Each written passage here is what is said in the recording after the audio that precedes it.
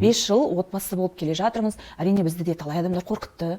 Алғашқы 1 жылдықта көп отбасы ажырасады.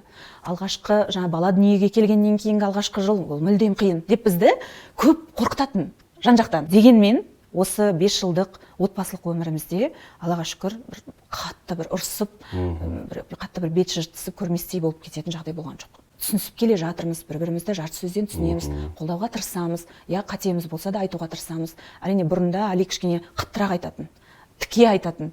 Мен көңіліме алып жылап қалатын да кездерім болған. Әрине оның дұрыс екенін түсінемін, дегенмен де сол сәтте өте ауыр. Сол сәтте ауыр, прямо тарс еткізген кезде қатты қабылдай алмай қалатын кездерім болған. Дегенмен де осы 5 жылдың ішінде жаңағыдай бір-бірімізге компромисс тауып, жылы әдемілеп көңілге тимейтіндей қылып жеткізуге тырысып, менің ойымша соның барлығы біздің сол қыз бен жігіт болып жүргендегі сол бір қарым-қатынасқа байланысты деп ойлаймын.